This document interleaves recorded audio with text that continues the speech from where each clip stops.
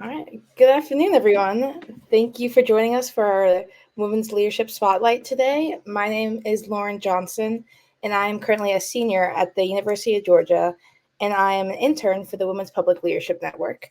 And we are so excited to be joined by Joan Carr today. Today, she is currently the president of Joan Carr Consulting and has had years of leadership experience in politics in both Georgia and DC. And we're so excited to get to talk with you today, Joan. Oh, thanks, Lauren. Thank you so much for having me. Of course. And I was hoping that maybe you could just briefly introduce yourself and give a little info about your background and everything. Sure. So I got a bachelor's degree from the University of South Carolina, and my first job was as a reporter at the Augusta Chronicle in Augusta, Georgia, a town that is known mostly for the Masters Golf Tournament, which we just had a few weeks ago. And from there, I went to the Associated Press in Atlanta, and I covered the legislature, politics, elections, all things to do with state government. And then I actually took myself out of the workplace for 2 years. I had my daughter and decided to stay home with her for 2 years with no notion of what I might ever do again professionally. I did not have a plan. And when she turned 2 was the summer of 2000. And that's when a U.S. Senator from Georgia, Paul Coverdell, passed away very unexpectedly in the middle of his term. And Governor Barnes appointed our former governor, Zell Miller, to that seat. And I had covered him the 8 years he was governor. We had a great relationship. And he asked if I would come to work on first his campaign. It was July. He got appointed in July. He had to be on the ballot that November, very quick. And so I worked on his campaign. And then the night he won, to the right to fill out the 4 years left on that seat, he asked if I would come to Washington with him to be his communications director. And so I thought, well, he was really fun to cover. Let's go to Washington. Had no dream of ever going to Washington. I knew there was a House in the Senate, and that's about all I really knew about Washington. But I went because I knew the opportunity to work for Zell Miller in that setting was something I could not pass up. So dragged my daughter and my husband at the time, our dog, up to DC, and off we went. And I thought I was only going to stay the 4 years that Miller was serving out that term. Then I ended up staying a total of 20 years in the U.S. Senate, and ended up being chief of staff to Zell Miller, to Johnny Isaacson, and to Kelly Loeffler, my final year when Johnny had to step down after he had Parkinson's. So 20 years in the U.S. Senate, chief of staff to 3 U.S. senators from Georgia. And then when I finished my time in the Senate, I hung out my own shingle. Another thing I never thought I would do, start my own business. And I've got a consulting firm. It's just me, but I team up and collaborate and partner with lots of other folks who have been in politics a long time like me. And I do communications, networking, strategy, whatever anyone needs that my experience might help them with. So I'm in year 3 of my business, and it's going well, and it's a new path, but off we go. So. Wow, that's awesome. You've had such amazing experiences, such an array too. It's Yeah. really. Yeah. And so just kind of get kicked off with some questions. First, I want to ask that on this program, we want to explore how you got to the position that you are currently in and what drives your leadership journey. So your work requires lots of, obviously you've had an array of different jobs. It requires all different skills to be successful. And what position have you had that helped prepare you for the role that you're in today? Yeah, so everything I did before starting my business led to me starting that business. I wouldn't be in this business if I hadn't been that reporter, and what that taught me was, one, how to write quickly, how to gather information quickly, how to meet a deadline, how to talk to people and ask perfect strangers questions. How to deal with people, how to deal with controversial situations, how to write objectively, and make sure all sides are covered. those skills have helped me every day since. And then in the Senate, I've done communications, I've done some policy, and the chief of staff role, which included managing a team of about 40 to 45 people, depending on which office I was in. Some located in DC, some in Georgia, so they're not all in the same office at the same time. I had to do the hiring. I did the budget, maintain the budget for the office, and you're helping a senator represent 10 to 11 million people in the state of Georgia. And so keeping the trains running on time, making sure the senator is briefed for whatever vote is coming up, whatever meeting is coming up, whatever town hall he might be doing, he or she back in the state. So, and those are all, and then there's tons of people skills too, because we dealt with constituents. Some were happy, many were not happy. The people who tended to call on the phone were the ones who were mad about a vote that was taken, or a statement that was made. The happy people didn't tend to call as much, but it enormous skills as a chief of staff role, because it's managerial, and that requires organization and being able to manage people who sometimes aren't happy with their salary or their title, or they want another position within the office, kind of thing. So you're constantly managing expectations and all the things that come with managing a lot of human beings in one place. But it has all led to helping me with this business, because it's, like I said, communications, networking. In 20 years in the Senate, we had lots of constituents. Business people came in, city people came in, county commissioners came in, state agencies came in to see us for help. So it was a constant parade. So I got to know a lot of people from all across this state by being in that Senate office, and that has helped me now. All the connections I was able to make. So every step built on the next, I would say, in my journey.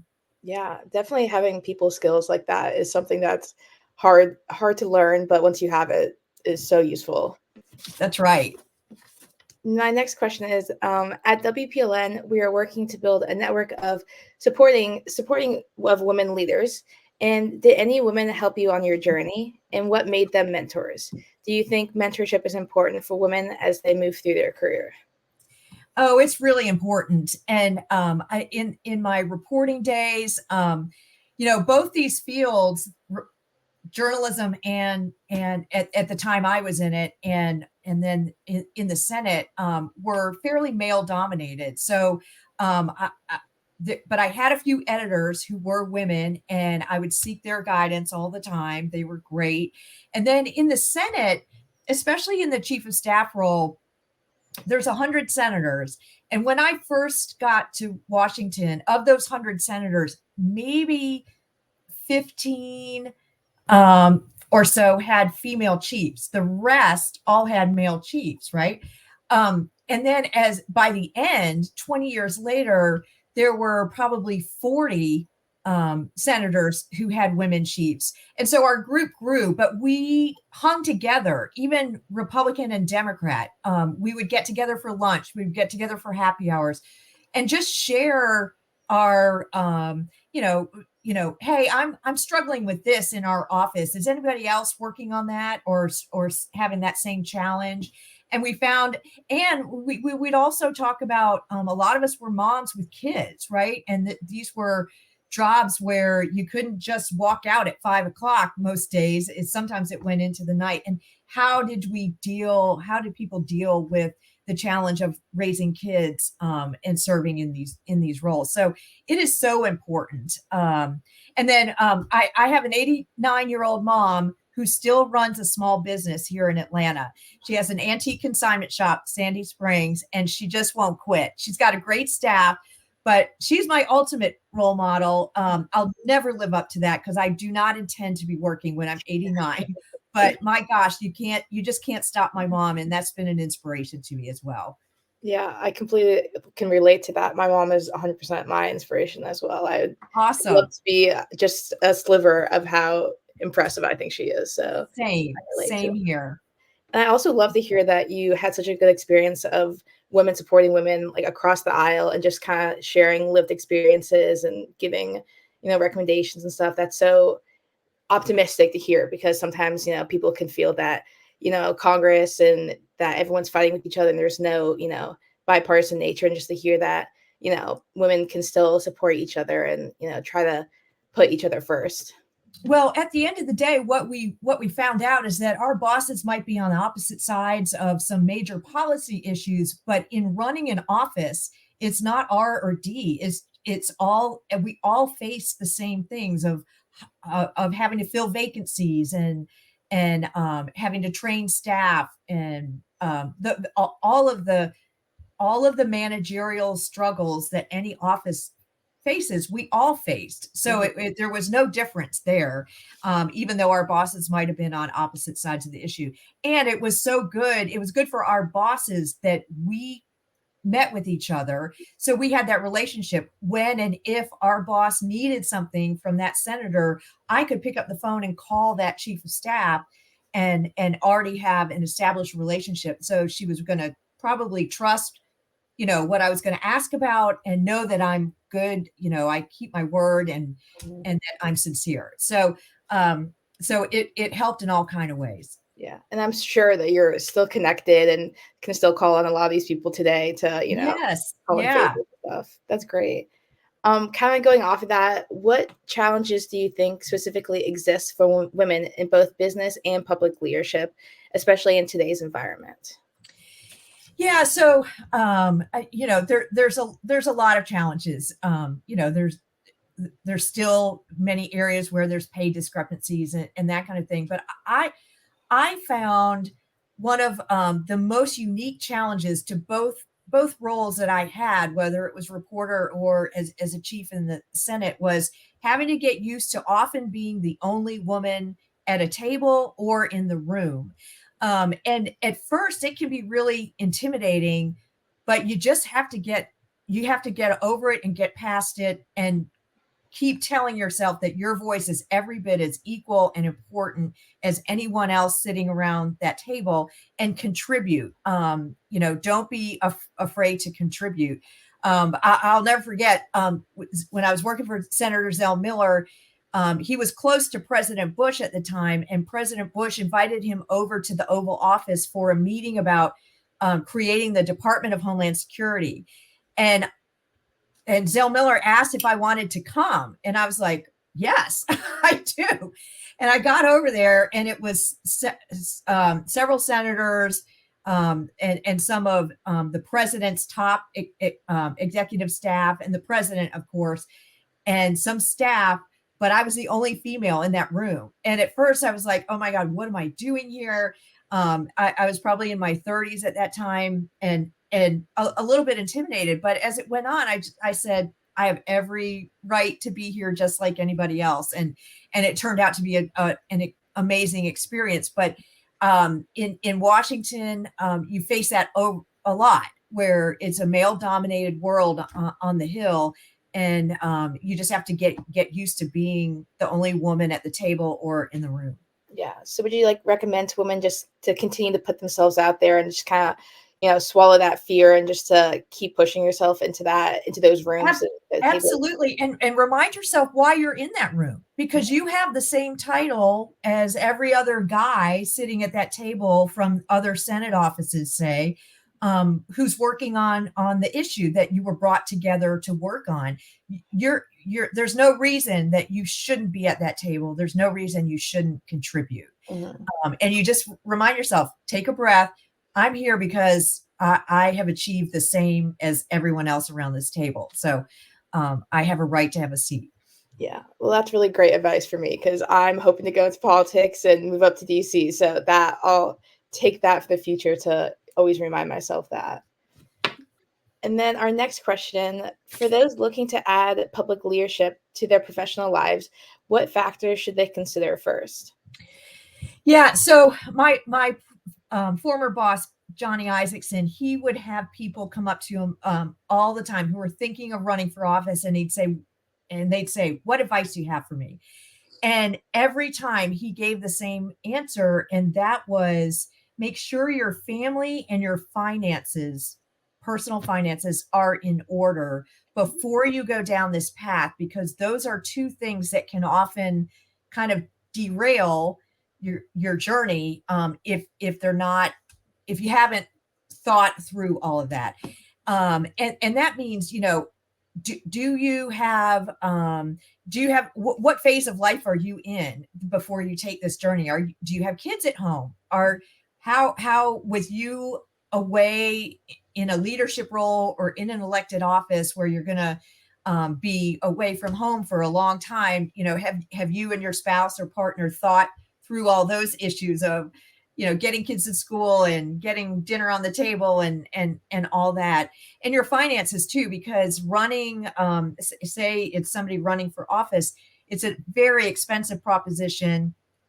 And most people raise money, through fundraising to make their campaign.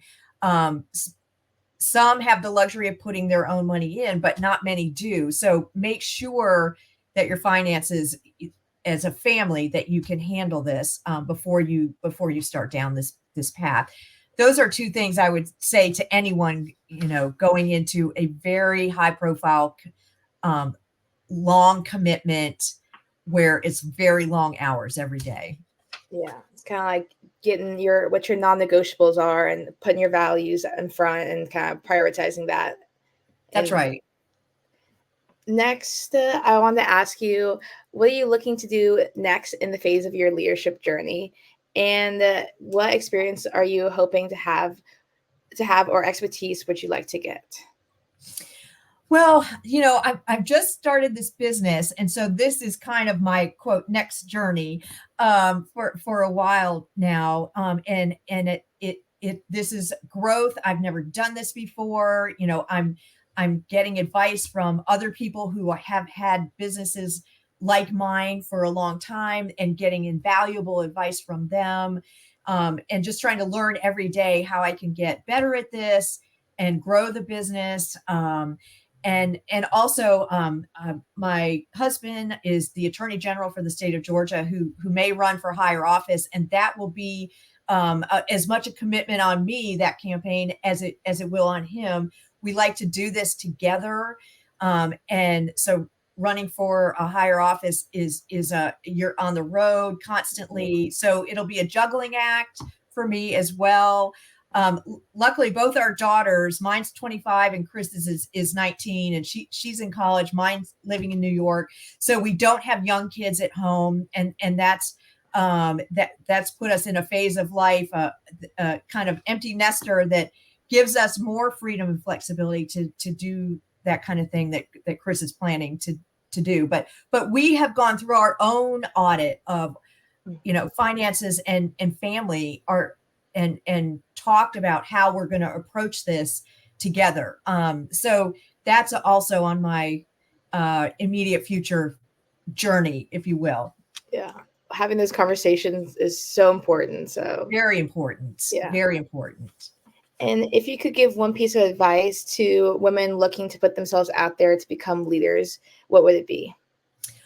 Well, I think I'd have two. One is, every day you are in the professional world, you are building your reputation, your professional reputation, and really work on the fundamentals that seem so obvious, but sometimes get forgotten. Be professional in all situations. Be dependable to whoever you're working for or with. Honor your commitments. Treat people well, because that all of that will build a reputation, a positive reputation that you should embrace and protect with all your might, because your reputation is what gets you those next opportunities, right? And then the second thing I would say is, go seek advice from the people who have the position you aspire to. go ask them, how did they get there? What do they like about it? What is the challenge of it? What do they not like about it? And have as many of those coffees, breakfast, lunches as you can, because it will help you on your journey. It will help you direct your journey more specifically. Yeah. So those are my two pieces of advice. These are great. That's great advice. I'll take that for myself for the future as well. And we have another question from the audience as well, asking, is it challenging to balance personal priorities and life commitments with your career while in this space? How do you manage the two? Yeah, that's always the balance between personal and work life is always a struggle, I think, for everyone, man, woman, young, old. I will say this, it was tougher when my daughter was younger, when it was getting her to school, picking her up, getting her to the sports or to the after school stuff, dinner on the table. Luckily, most of my time in Washington was with Johnny Isaacson. 15 of my 20 years were with him. And he was the most family-friendly boss you could ever ask for. And it would be 6 o'clock and he'd come in and look at me and go, you're supposed to be at home, go get out of here. I was supremely lucky to have him as a boss. And that'd be a third piece of advice, is look for family-friendly bosses as you try to balance work life and personal stuff, personal commitments. Yeah, I feel like that's definitely something that's hard for everyone, especially in this day and age where, you can have your phone with you at all times. So it's so hard to, set those boundaries to not be coming home and sending emails and just kind of letting your work life kind of flow into your personal life. Really hard. Absolutely. Absolutely. Well, that's great advice. Well, thank you so much for joining us today. I've loved just getting to talk with you and hear more about your life and your leadership experience. I think that I will personally take so much from this conversation today to use in my future and hopefully have a career just slightly as successful as your career in politics. Oh my gosh, I have no doubt that you will. And you're at a great school, University of Georgia. Thank you. Go Dogs. That's right. Go Dogs. Well, thank you so much. It's been wonderful. Thank you.